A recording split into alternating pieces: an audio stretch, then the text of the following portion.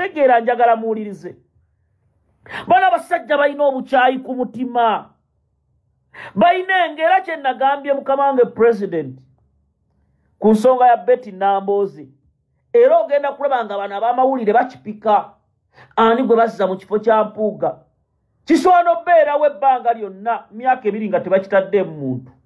Obuzibu bwaffe siwa kubanga president ye Ssaabakunzi omukulu. Ogwo omulimu agukoze. Njagala gwe Munnayuganda ali ku vidiyo eno ombuulire ow'ekitiibwa Mathias Mpuuga. Okuva lwe yafuna obwa deputy president wano mu Buganda, aguddewo ofiisi mmeka? Aguddewo ofiisi mmeka? Nalaba maama Lina Zedriga Walu ng'aggulawo ofiisi. Nendaba maama Mole Mugisha ng'ofiisi baziggulawo. N'ekijja kwewuunyisa, Masaka ofiisi yakagulibwawo. Mu Masaka yonna. Era abantu b'omu Masaka njagala mumbuulire, omanyi bino mbibagamba. Abantu b'e Masaka, Robert Kyagulanyi Ssentamu Bobi Wine y'omu ku bakulembeze abagudde Masaka. Kuba Masaka abamu balowooza bwe baddeyo opposition wa. Mpuuga obadde mu parliament ebisanja 2 ogera mu kyakuna. Bukono Central nga tebannasala mu Masaka sekandi ye yaliyo. Mwali opposition mugitaddeyo. Deputy yaliwo. Nojja eyali omubaka we Masaka ebbanga eryo nange oli mu parliament. Nasirika Sembanda yaliwo NRM. Mu Masaka tosobola munalaga gikwatirira. Naffe tuva Masaka abedi wanika. Era njagala kugamba sekandi yabeera omubaka wa Bukono Central emyaka emeka nga temwateekangayo mbeera. Ani yasigukulula sekandi maanyi gaani?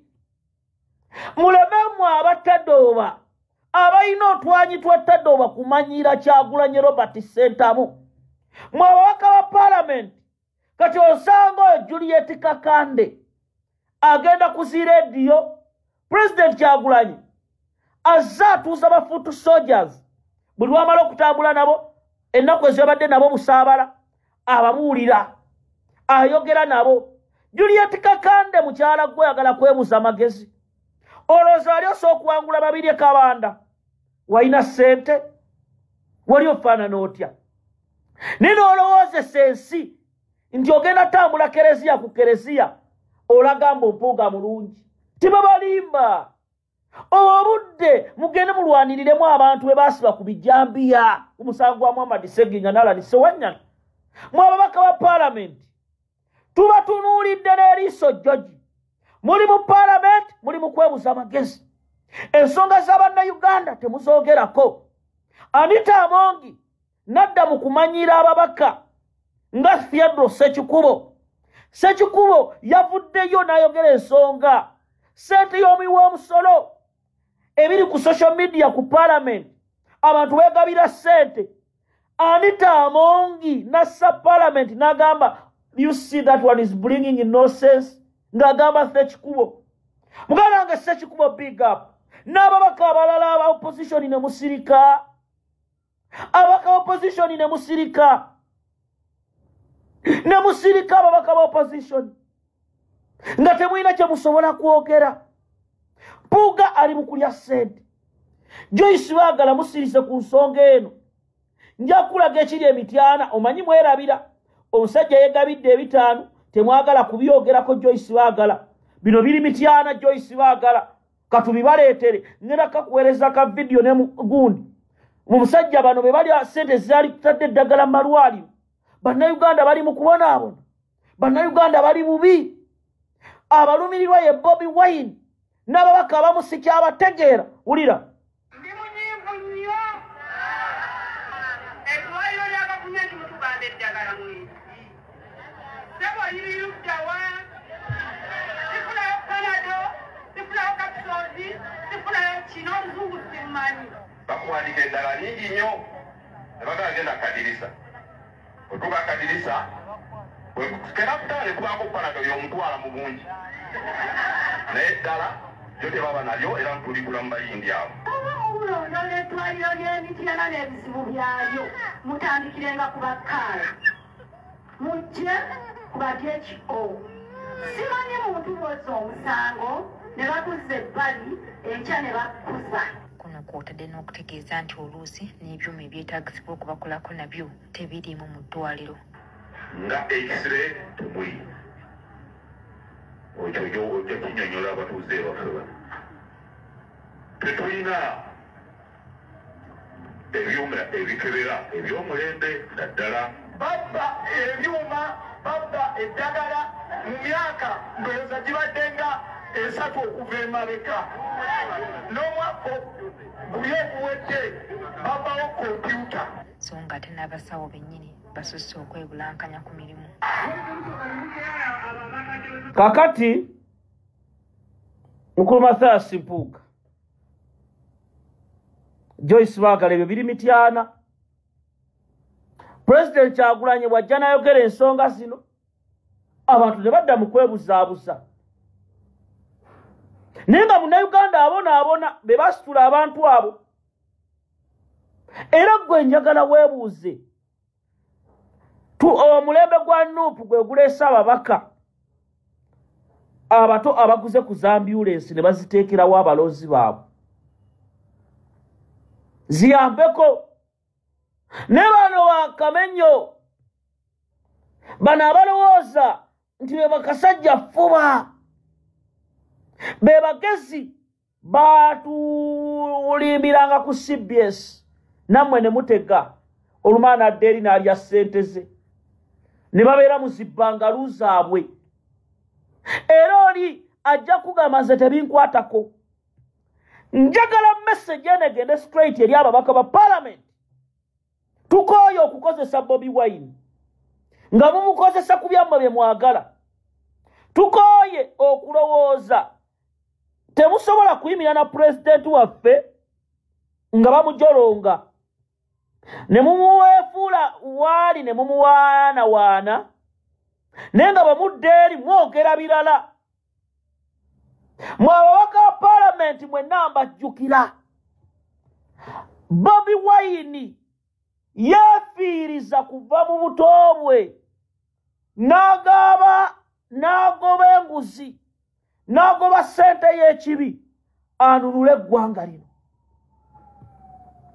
waliwo ababaka nga mwasirika nga temulabika ku nsonga z'abantu abaana b'abantu bali mu makomera babonaabona nga temusobola balwanirira naye ensi ebatunuulidde wuliriza ekintu ekirala ennaku ezo mwakirabye nga baga drone erina amawulire enamba ya Mirasanafu eri 0702 22 2758 0702 22 2758 najja ne mbagamba nti ekintu kya Balamu ekyokuta abasibe kinene ne mbagamba nti bali mu talks n'abasibe baffe abali mu makomera Balamu n'akabinja ka gavumenti ya Yoweri Museveni beesitula ne bagenda ekitalya ne bayita abasibe ba NUP tiimu y'abamachete ne bagenda mu upper prison ne bayita tiimu y'abamagala ne bagenda ne bayita ba Olivia Lutaaya ne Ssaanya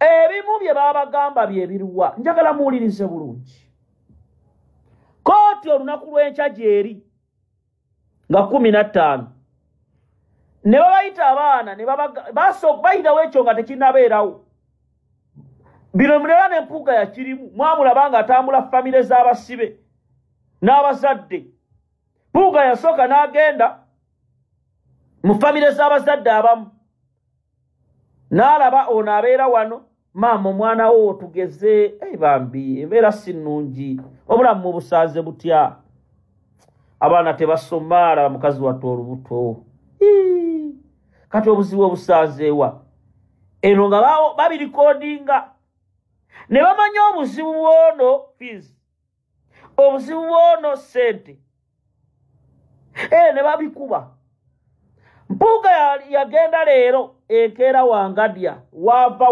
wadda Wangadya n'emmotoka zaabwe aba human rights nakakati Kanata Muhammad oyo bwaba yabula lwaki tofunayo miliyoni 2 miliyoni 3 bino bye babayita abanupu bye bayita ne mutabiddamu nenga Mpuuga Mathias ow'ekitiibwa ennyo nga yavuddewo ggulo limu era ogenda okulaba akabaasa maama kwata ne tusirika kaakati ekyo nga kyakamala okuggwa kati njagala mutegeera abasajja nti babi abasajja baliiridde ssente ku musaayi gw'abaliita Nabukenya ku musaayi gw'Abafranka Ssenteza ow'ekitiibwa n'ateekako Gaalubindi naye nga lyaswankula munnange ne bakwata bu vidiyo bwabwe Joyce Baagala yali abukwata biki ne batandika obboogerera omukulu agenze mu famire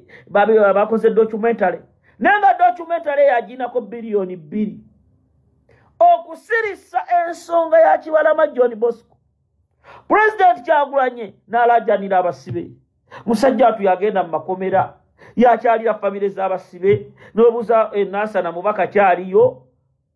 President yali mu kukyalira abaana b'e Nansana. President yagende wa Kibalama ne Secretary General David Lewis Rubongoya nugamba what is the problem? Kaakati ebyo ne tubireka eza Kibalama omusango sirika ne bazirya. Kaakati bagenda okulaba Joel Ssenyonyi ali mu ggaali azze. Ssenyonyi alese pressure. Ssenyonyi ne bamupangira okumukuba. Ssenyonyi beera muganda wange. Ssenyonyi totya. Mpuuga akulwana, Amongi akulwana, Sseggona akulwana, bonna bakulwana. Ne muganda wange Joel Ssenyonyi sigala ku mazima. President Kyagulanyi yakitugambye tewali gwe basinze Katongole banwanye naye amazima olunaku lumu gali tegaswaza. Ssenyonyi bano abasajja mu ofiisi yo ne bateekamu obuuma. Ssenyonyi ne bakuwa ekimotoka ekikadde wabadde ofudde ennaku ezo. Ne basala security ya Ssenyonyi omukulu ye ne babamulekera.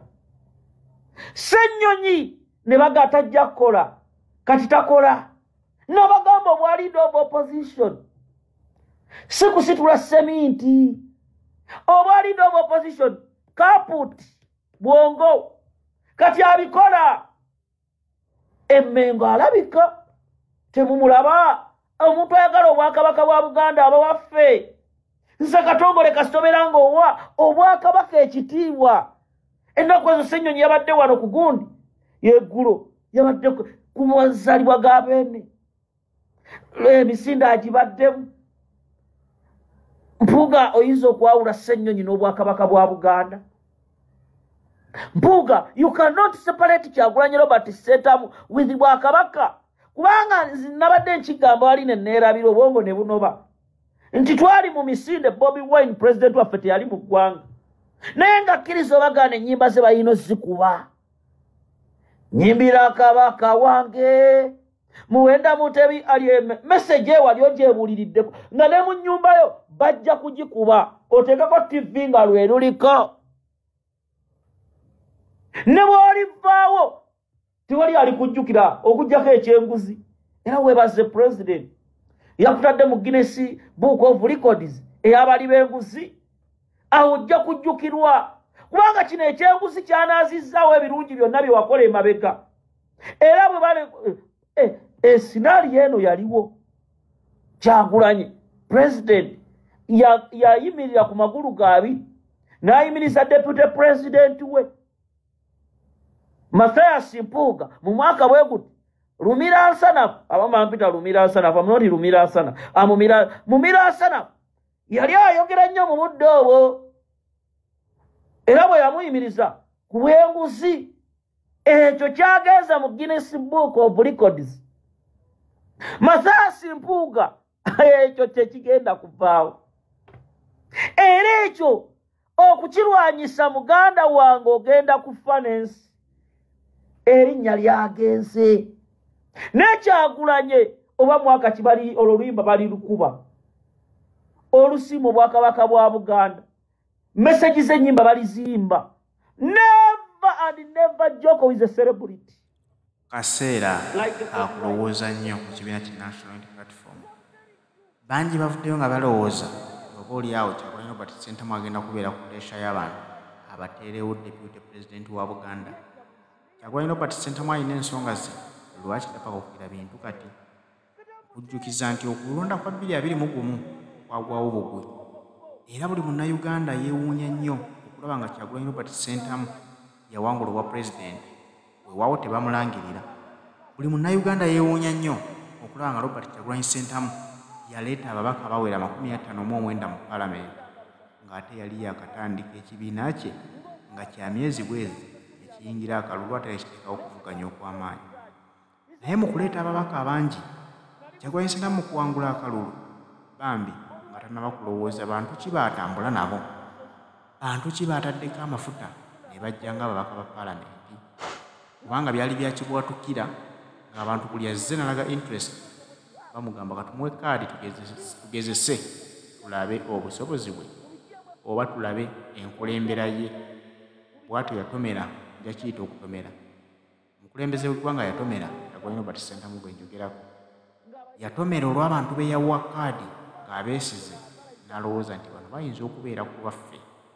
Era abamu ku bo n'abawa n'ebifo ebinene mu kibiina ky'NUP. N'alowooza nti oba oli awo ebaludde ebyobufuzi be banaatutegeerera otuyamba otuwabulamu otwetaaga naffe okumatira n'okuyamba bannayuganda okubalaga ekituufu kye balina okukola basobole okwenunula. Kumbe teyamanya nti yeeyolera misodde ekinaamutema enteega. Bw'atyo watuukidde emyaka 3 bamulaze ekkala zaabwe entuufu. Kati teebereza singa yawangula obwa pulezidenti n'abawa ebifo mu gavumenti, singa ali ludda wa Kyagulanyi nga pulezidenti kubanga gwe lali lyesize. Kino nno kimulaze nti okupapa si kirungi. Kati alina okwewa obudde neyeetegereza muntu ki gw'alina okuwa ekifo mu kibiina kya National Unity Platform na muntu ki gw'alina okuwa kaadi singa tuba tunadda mu kalulu aka 2026.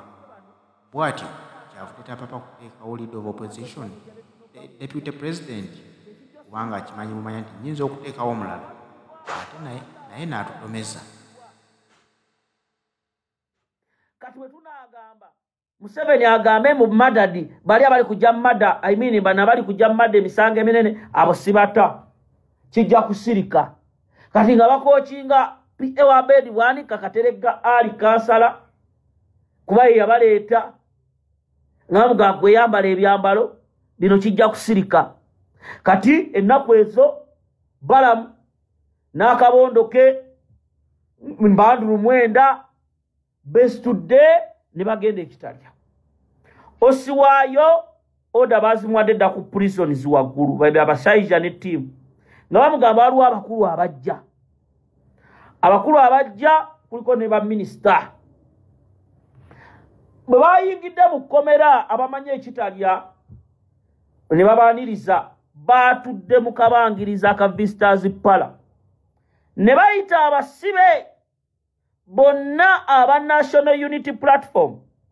Bw'oba omanyi oli ku musango gonna ogwa Nupudda mu kisaawe, bw'oba omanyi era bamuyita Kaleediyo mu kkomera yagenza alanga eno simanya wingi A ey'aba capital offenders, wingi B, gwena ali ku musango ng'oli ku bya Nupu gwena biki jangu mu kisaawe. Ne batuuka ne babatuza mu kisaawe. Bwe babatuuziza mu kisaawe ne basoma abali mu kooti maasho mutuule wali, abali mu kooti za bulijjo mutuule wano, n'abali wano mutuule. Ne basoma bagiyita gundi yaabwe file case eri ku lupapula. Kati olwamaze Ossi n'abagamba ebigambo bino, kaakati muludde mu kkomera, gwe Machete obusibe bukuluma, naawe Sseggujja obusibe bukuluma. Kati bantu mmwe abantu bammwe babeerabira, abantu balaba ebweru bali mu bino biki. Kaakati emisango gino busango butini. Mwawulidde ne babapuleyingira abaabiraba ne ku TV nti mulaba Museveni abaddiddemu agenda basonyiwa. Kati kye mulina okukola mukkirize emisango gino. Bwe mumala okukkiriza emisango gino, bwe mumala ogikkiriza nga muteebwa ne mwetaaga rehabilitation ate mwetaaga okubeera obulamu obulungi. Gwe omanyi kye kitegeeza okubeera mu kkomera emyaka 3? Omanyi kye kitegeeza gwe Machete nga oli bw'otyo obulamu bunaddamu? Ebyobufuzi babitegeera. Kati walabye kansala oyo yali wa Nuupu naye emmotoka baagimugulidde. Mwana gwe nno weesiriwaza nze ndi kitammwe mbagamba osi nno yayogera ne bawanowa akayinja kamu ne saajenti ne boogera kakati gwe abafamire bazze wano bakaaba ne sente zikuyamba bannammwe abalala bafuluma bagundi bafuluma mangu ne babyogera babateekateeka ne babateekateeka kati bamala obbateekateeka ne babagamba ekiriwo waliwo abakulu abajja bannange mubawulira era mwamulaba Balamu bwe yafuna obwa minisita yasooka kwogera ku nsonga y'abasibe okumanya abaagala nnyo era abaagala nnyo baana mmwe oyo Balamu wammwe abavubuka era minisita wammwe era mmwe bwe mwesirwaza kyassa obbagamba mukikkirize. Mukwano gwange nga Balamu ayingira mu kkomera mu kisaawe mwe batudde bamuleeta engalo nga zivuga abasibe nga bakuba engalo abamu tebakuba waliyo abali solidi tebakuba ne bagaana. Balamu ne baminisita be yazze n'abantu 9 ne beeyanjula nga bomanyi bambadde ebisaati byabwe ono ayambaddeyo obukuubo Balamu ne babagamba kaakati ensonga eriwo eri bweti yakubajja muki mu kkomera era tukimanyi gwe mwali muwagira ne bamwogerako pulezidenti ebintu ntwawo. Balamu n'ayogera awo n'anafuya n'abagamba ensonga enajyogerako maaso ga Museveni n'abayogera n'oyo Sima kitabani kya Museveni n'agamba kakati baana mmwe embeera mugiraba naye basooka kuyita kubamu ku battiimu y'Abamachete ne bayitamu abavubuka 3 era olwo be babasibya nabo nga bo tebali ku mulamwa nga bakolera gavumenti okubabeka bano bannaabwe baziba bagatukimukkirize n'abazadde eno wabweru. Balamu yabasiikana n'abateeka mu positioning era mwabawulira kugulira erimu muweeyo lisiti mukole bwe muti. Kati abazadde ne babakkiriza bagende bakyale era babavugira mu kabbaasi ne babateeka wa ekitalya. Bwe babatuusa ekitalya abazadde ne bamatiza abaana nti gwe ekiri eri wabweru okimanyi. Olaba Mpuuga bamuganye okulya 5 gwe byampuuga temubiraba abasajja bakambwe banajjukira mmwe mama kati omanyi omusibe bw'abanga talina sense humor nga mu Miransa Nafunzi atendowalira mama mukole kye musobola. Balamu mumuleete nanga tubamaze mama abava mu bbaasa ya mitwalo 210 gende waka nene yeerabira nti bano kibalwanirira kye kisinga amaanyi. Balamu ne bamuwa omuzindaalo n'ayogerawo mumanyi Oluzungu oba nkozesa olulimi ki nti Luganda.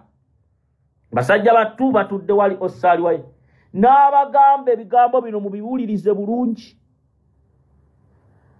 Mwenna mugenda kuteebwa muli ku misango gi nti bwegiti ne bwegiti. Ekisookera ddala muyina okukkiriza nti emisango gino mwagikola. Gwe kkiriza nti nali ntega bbomu, kkiriza nti nali ntega bino ng'akalulu kawedde era mubikonfeesinge era bagenda bakwata mu vidiyo ogambe nze Machete Yasini nze Ssegujja Rashidi Bobi Wine yantuma kino ng'akalulu kawedde Chairman Nyanzi yantuma kino David Lewis Luwongo yantuma kino era nze naliwo ekitundu kino era mbagamba bwe biti ne bwe biti nga bwe wabyogera Balamu n'abagamba bwe mumala ebyo mwagala okyusa obulamu emukeweri nga bwe babagamba era mmwe obulamu bugenda tere kati kansalawo mwe temumulaba nze nazze bayamba Balamu abamu mwajjanga mu bivulu temummanyi ensonga yammwe mweveeyo gwosa okubeera wa Nuupu ne n'obeera ng'owagira emukke nga bwe boogera ebyekisiru kaakati Balamu n'abamatiza abamu ne bakkiriza get it from me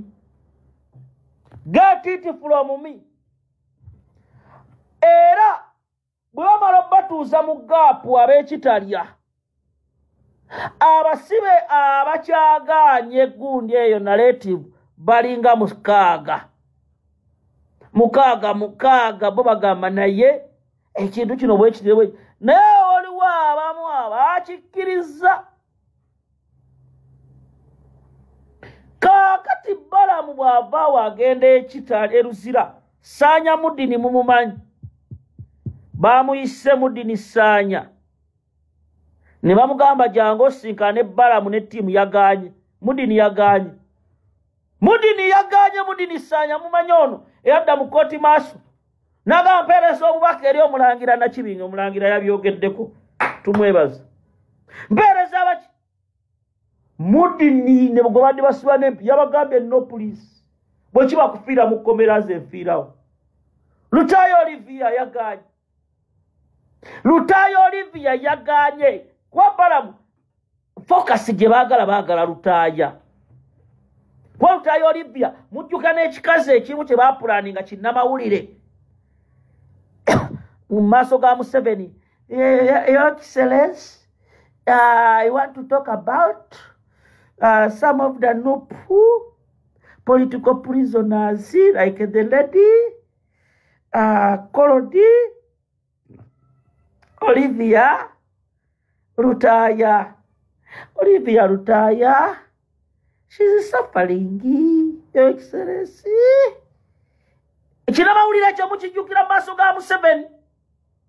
Kati Lutaaya Olivia Balamu atuuka yamugamba gwe ogenda okwogera ne mu maaso ga President Museveni. Gwe ogenda ovaayo oyogere ku lw'abanno ne Machete. Gwe omanye ennyumba ogenda gifuna. Twagala mulumirize Bobi Wine Lutaaya jangu omatize ensi nti Bobi Wine yabatuma okugira. Kati nga bano bakapanze bano abaana kasita bavaayo ne balumiriza Kyagulanyi Robert Ssentamu Bobi Wine automatically court martial emuyita kekali bampuuka ke nabagamba 2 years nti babala Bobi Wine bamuteeke mu kkomera bamusibe. Kati bano abaana kasita bamulumiriza ne baba omusajja ye yatutuma omusajja kati nga babala figures international community zesobola opiikinga ti Lutaaya Olivia kubanga ensi emumanyi. Kaakati amawulire gagwa mu sources z'omukulembeze w'eggwanga Kyagulanyi ne ba Secretary General nti abaana abasajja bali eri bali mu bamatiza bakkiriza emisango.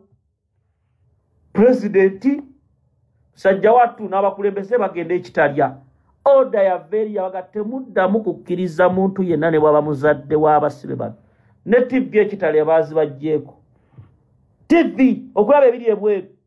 Era amawulire ga Bobi Wine agogenda ekitalya luzira tebaagalaze remote zonna zaatuningiddwa ne babateeramu katyuni kubanga osi yakyusa amawulire nti wabeerayo aga NTV aga katyuni wiki namba tewali kulaba mawulire paka nga bano basse mu kooti bali eri mu illusion era kooti y'enkya eyinza obbeeramu obuzibu bayinza obutakkiriza ba Nuupu kuyingira munda naye ab'amawulire bayinza obbakkiriza abasibe